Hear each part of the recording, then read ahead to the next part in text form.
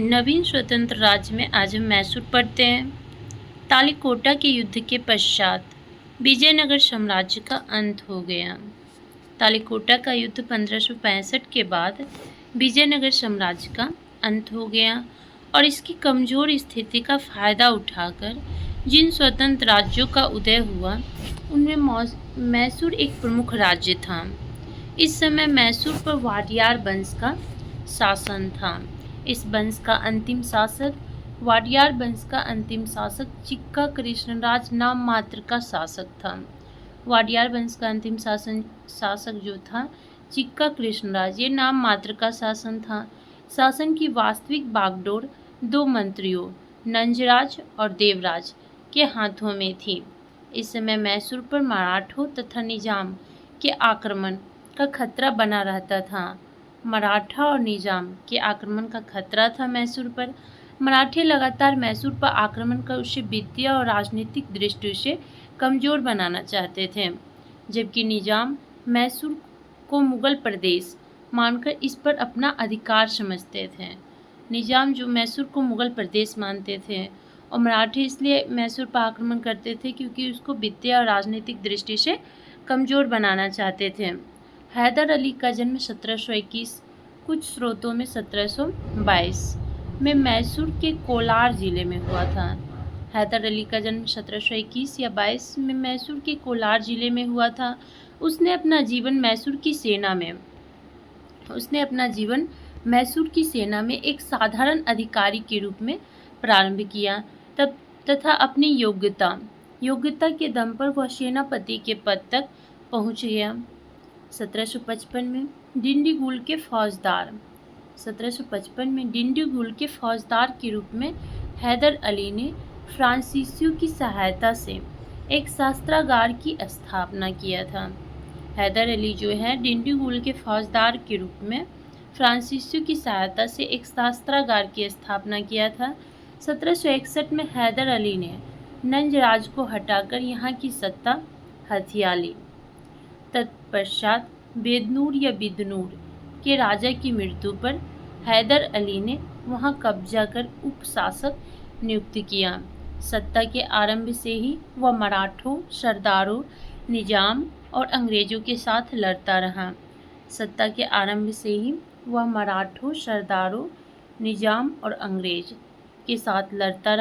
हैदर अली एक वीर योद्धा और कुशल प्रशासक था। उसने अपने कार्यकाल के दौरान सेना का पुनर्गठन किया, जागीर बांटने की प्रथा पर रोक लगाई, तोपखानों आदि का निर्माण कराया। हैदर अली एक वीर योद्धा और कुशल प्रशासक था। उसने अपने कार्यकाल के दौरान सेना का पुनर्गठन किया, जागीर बांटने की प्रथा पर रोक लगाई तथा तोपखाने आदि का निर्माण कराया। कालीकट पर विजय प्राप्त कर समूचे मालाबार तट पर पहली बार हैदर अली ने अत्यधिक भूमि पर कर लगाया।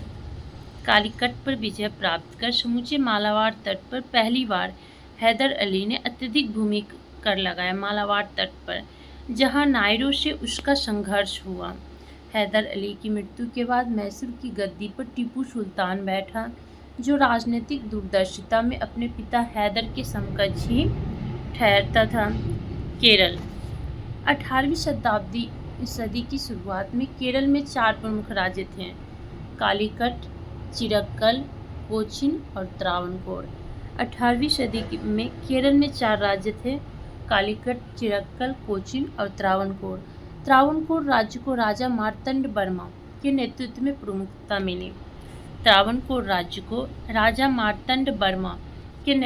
प्रमुखता मिली। उसने डचों को हराकर केरल में उनकी राजनीतिक सत्ता को समाप्त कर दिया। मार्तंड वर्मा ने डचों को हराकर केरल में उनकी राजनीतिक सत्ता को समाप्त कर दिया। मार्तंड वर्मा ने यूरोपीय मॉडल के आधार पर अपनी सेना का गठन किया। मार्तंड वर्मा जो थे यूरोपीय मॉडल के आधार पर अपनी सेना का संगठन किया, उन्हें आधुनिक शस्त्रों से सुसज्जित किया और इन सैनिकों का प्रयोग अपने राज्य विस्तार में किया। यूरोपीय तरह से सेना का गठन किया, शस्त्रागार को सुसज्जित किया और सैनिक का प्रयोग राज्य विस्तार में किया। मार्तंड वर्मा ने अपने राज्य में सिंचाई व्यवस्था हेतु नहर का निर्माण किया, नहरों का भी निर्माण किया, साथ ही विदेशी व्यापार को भी बढ़ाने का प्रयास किया।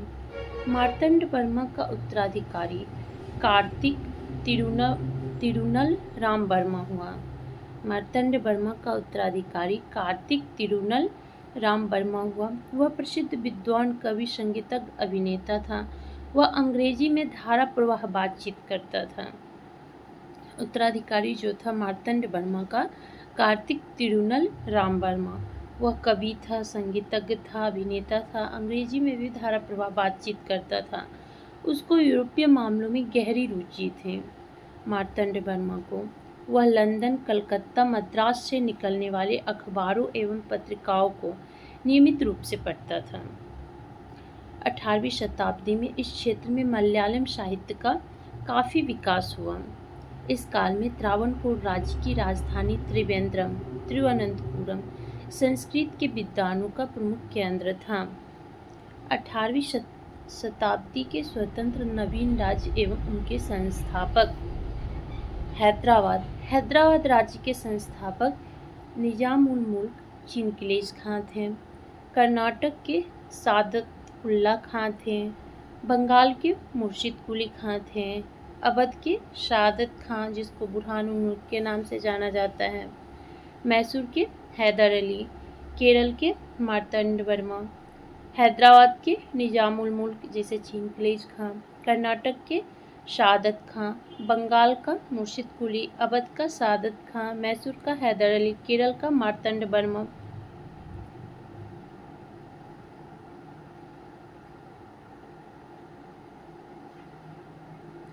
जाट खेतिहरों की एक जाति है। जाट जो है खेतिहर की जाति है जो दिल्ली, आगरा और मथुरा के समीपवर्ती क्षेत्रों में रहते थे। भरतपुर के जाट राज्य की स्थापना चूड़ामन एवं बदन सिंह द्वारा की गई थी। भरतपुर के जाट राज्य की स्थापना चूड़ामन और बदन सिंह द्वारा की गई। जाट नेता सूरजमल को जाटों का अफलातून या प्लेटो कहा जाता है। जाट नेता जो सूरजमल हैं उन्हें जाटों का अफलातून या प्लेटो कहा जाता है। सूरजमल को 1763 में सूरजमल की मृत्यु के बाद जाट राज्य का पतन हो गया। रुहेलखंड की स्थापना अली मोहम्मद खान द्वारा की गई थी। रुहेलखंड की स्थापना अली मोहम्मद खान, इसकी पहली राजधानी आमला बरेली थी। रुहेलखंड की पहली राजधानी आमला बरेली थी। बाद में रामपुर इसकी राजधानी बनी। रुहेलखंड की पहले बरेली, बाद में रामपुर। यह इलाका हिमालय की तराई में गंगा तट से कुमाऊं की पहाड़ी तक फैला हुआ अत्यंत उपजाऊ क्षेत्र था। यह इलाका जो था हिमालय की तराई में गंगा तट से कुमाऊं की पहाड़ी तक फैला हुआ अत्यंत उपजाऊ क्षेत्र था। रुहेलों का अवध, दिल्ली जाटों से लगातार संघर्ष होता रहा। रुहेलों के नेता हाफिज रहमत खान ने बाहरी आक्रमणों से रक्षा के लिए अवध के नवाब वजीर से संधि की और बदले में 40 लाख रुपये देने की बात की। 1763 में रुहेलखंड पर मराठों के आक्रमण के समय अवध के नवाब वजीर ने अंग्रेजी सेना की मदद से उन्हें भगा दिया और संधि के अनुसार रुहेलों से धनराशि मांगी। 1763 में रुहेलखंड पर मराठों के आक्रमण के समय अवध के नवाब वजीर ने अंग्रेजी सेना की मदद से उन्हें भगा दिया और संधि के अनुसार रुहेलों से धनराशि मांगी। रुहेल नेता हाफिज रहमत खां द्वारा धनराशि न देने पर अवध ने अंग्रेजों के साथ मिलकर रुहेलों पर आक्रमण किया। मीरापुर कटरा का युद्ध अप्रैल 1774 में हाफिज रहमत खां लड़ते हुए मारा गया। मीरापुर कटरा के युद्ध में हाफिज रहमत खां लड़ते हुए मारा गया। अंततः रुहेलों को निर्वासित कर रामपुर का इलाका छोड़कर शेष समस्त क्षेत्र अवध के नवाब शुजाउद्दौला को दे दिया गया। रुहेलों को निर्वासित कर रामपुर का इलाका छोड़ शेष समस्त क्षेत्र अवध के नवाब शुजाउद्दौला को दे दिया गया। ईस्ट इंडिया कंपनी ने हाफिज रहमत खां के मरने के बाद उसके पुत्र फैजुल्ला खां को रामपुर का शासक बना दिया। अब आगे पढ़ते हैं पंजाब। मुगल काल में समृद्ध और उपजाऊ पंजाब प्रांत की राजधानी लाहौर थी। गुरु नानक सिख धर्म के संस्थापक थे। गुरु नानक, गुरु अंगद, सिखों के दूसरे गुरु अंगद, सिख धर्म के प्रचार में विशेष योगदान। गुरुमुखी लिपि का आविष्कार भी गुरु अंगद द्वारा किया गया। सिख धर्म के संस्थापक गुरु नानक, गुरुमुखी लिपि का आविष्कारक गुरु अंगद, लंगर प्रथा को अस्थायी बनाया गुरु अमरदास, लंगर प्रथा को अस्थायी बनाया, मंझी प्रथा का विस्तार और सती प्रथा का विरोध किया गुरु अमरदास, लंगर प्रथा को अस्थायी, मंझी प्रथा का विस्तार, सती प्रथा का विरोध। गुरु रामदास, समकालीन अकबर के साथ मैत्री संबंध बनाए। गुरु रामदास, समकालीन अकबर के साथ मैत्री संबंध बनाए। अमृतसर शहर बसाया। गुरु रामदास जो है अमृतसर शहर बसाया। गुरु अर्जुन देव, आदि ग्रंथ का संकलन किया। तरन तारण तथा करतारपुर नामक शहर बसाया। गुरु अर्जुन देव जो है तरन तारण तथा करतारपुर नामक शहर बसाया। जहांगीर द्वारा इनकी हत्या कराई गई। गुरु अर्जुन देव, क्योंकि ये खुसरो का मदद किए थे। गुरु हरगोविंद, अमृतसर नगर में अकाल तख्त की स्थापना। अमृतसर नगर में अकाल तख्त की स्थापना। गुरु हरगोविंद, सिखों को लड़ाकू कौम में बदला। हरगोविंद, कश्मीर में कीरतपुर नगर बसाया। गुरु हरगोविंद, अकाल तख्त की स्थापना। गुरु हरगोविंद, सिखों को लड़ाकू कौम में बदला। हरगोविंद, कश्मीर में कीरतपुर नामक नगर बसाया। हरगोविंद, गुरु हर राय, हरगोविंद हर राय हरकिशन, दारा शिकोह से अच्छे संबंध थे। गुरु हर राय का शांत एवं एकांत जीवन व्यतीत करना चाहते थे। हरकिशन की मृत्यु चेचक के कारण हुई। हरगोविंद हर राय हरकिशन। गुरु तेग बहादुर, आनंदपुर साहिब की स्थापना गुरु तेग बहादुर द्वारा की गई। आनंदपुर साहिब की स्थापना गुरु तेग बहादुर हिंदू धर्म के प्रबल समर्थक थे। गुरु तेग बहादुर, औरंगजेब द्वारा हत्या करवा दी गई थी गुरु तेग बहादुर की। गुरु गोविंद सिंह, खालसा पंथ की स्थापना किया था गुरु गोविंद सिंह। सिखों में पाहुल प्रथा की शुरुआत भी गुरु गोविंद सिंह। औरंगजेब से निरंतर संघर्ष, सिखों के अंतिम गुरु गुरु गोविंद सिंह। जफरनामा, फारसी की रचना। जफरनामा को फारसी में रचना किसने किया था? गुरु हरगोविंद। एक बार फिर रिपीट कर लेते हैं। गुरु नानक सिख धर्म के संस्थापक थे। गुरु नानक, गुरुमुखी लिपि का आविष्कार गुरु अंगद। गुरु अमरदास, ये लंगर प्रथा को अस्थायी बनाया। मंझी प्रथा का विस्तार और सती प्रथा का विरोध। अमरदास। रामदास अकबर के समकालीन थे। अमृतसर शहर बसाया गुरु रामदास। गुरु नानक सिख धर्म के संस्थापक गुरु अंगद। गुरुमुखी लिपि का आविष्कारक अमरदास। लंगर प्रथा और मंझी प्रथा का विस्तार या स्थायी बनाया। सती प्रथा का विरोध किया। अमृतसर शहर बसाया गुरु रामदास। अब पढ़ते हैं गुरु अर्जुन देव।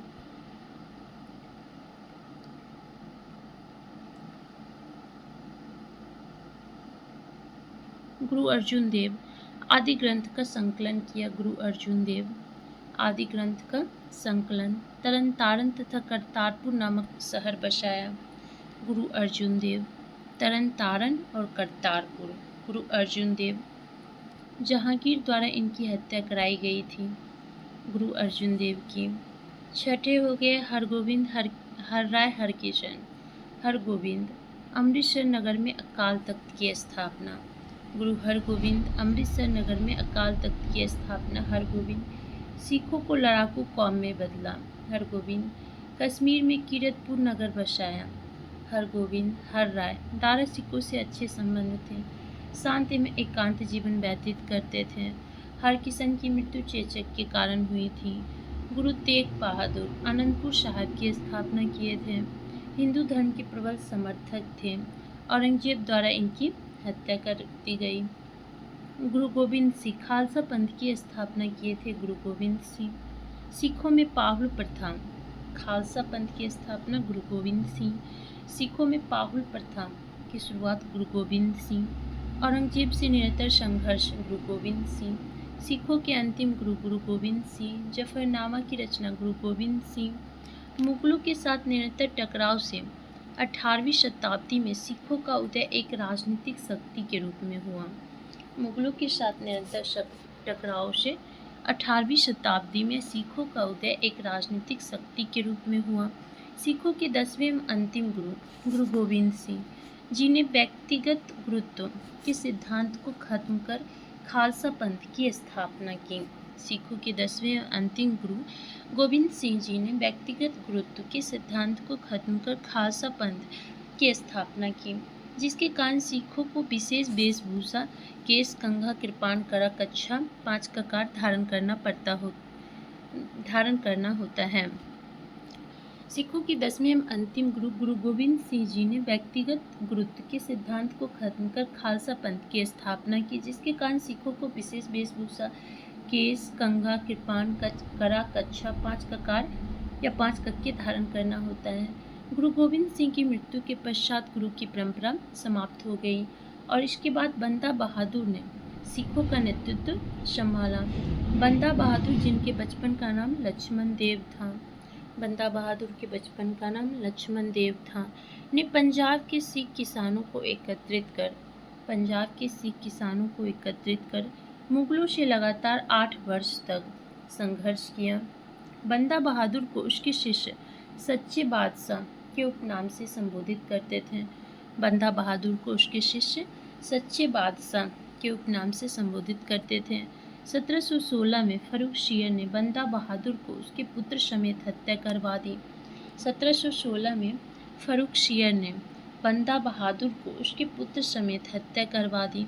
बंदा बहादुर की हत्या के बाद थोड़े समय के लिए सिख राज्य का उत्कर्ष थम गया, लेकिन शीघ्र ही मुगल नेतृत्व की अक्षमता और विदेशी आक्रमणकारी नादिर शाह और अहमद शाह अब्दाली के लगातार आक्रमणों के कारण उत्पन्न अव्यवस्था का लाभ उठाकर थोड़े समय के लिए मंद पड़े सिख राज्यों का पुनः उत्कर्ष हुआ।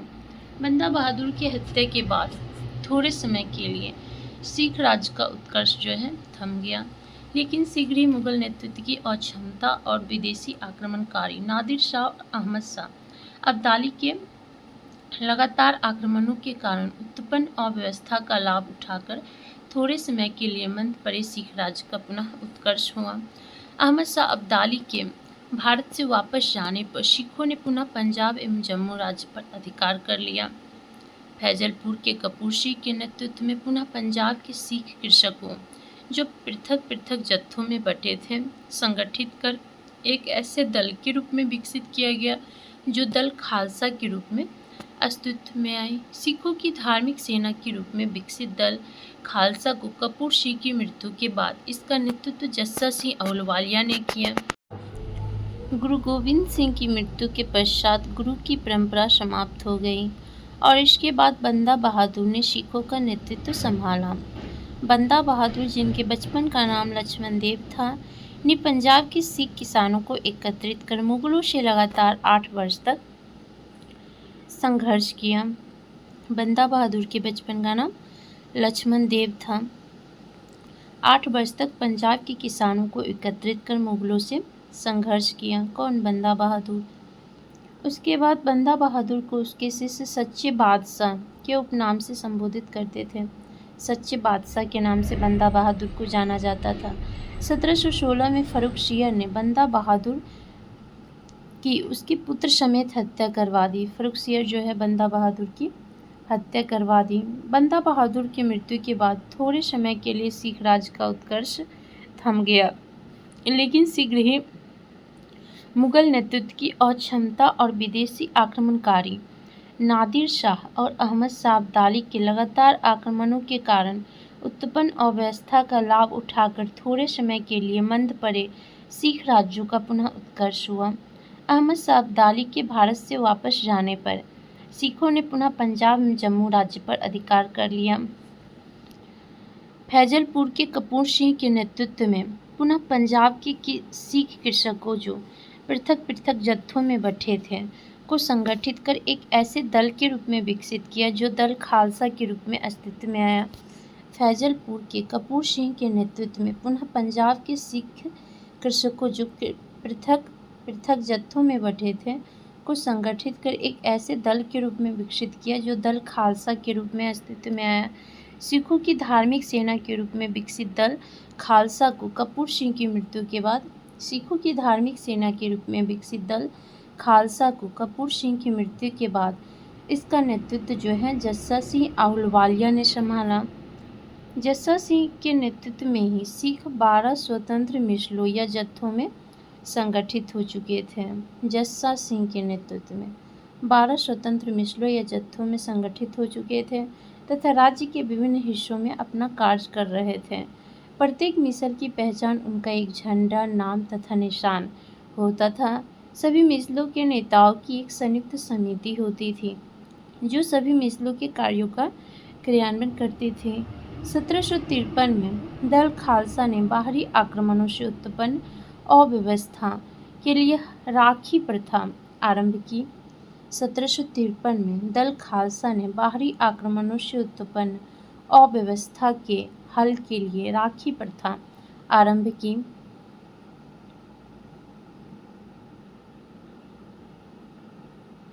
राखी प्रथा के अंतर्गत प्रत्येक गांव से उपज का 1/5 भाग लेकर दल खालसा उसकी सुरक्षा का प्रबंध करता था।